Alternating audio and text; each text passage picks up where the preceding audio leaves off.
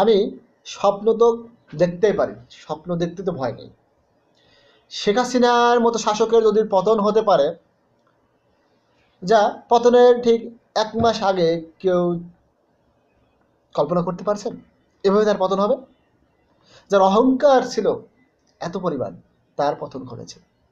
এবং এরকম একটা সিচুয়েশন দাঁড়িয়েছে আজকে আমাদের দেশে।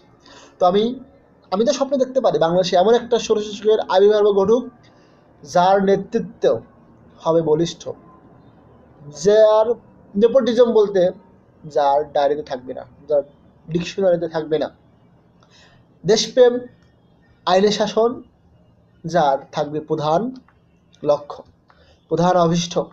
আমি এমন একটা স্বৈরশাসক চাই। মানুষ তার নাম নিতে ভয় পাবে, দেশবিরোধী কর্মকাণ্ড করতে ভয় পাবে। আমি এমন একটা স্বৈরশাসক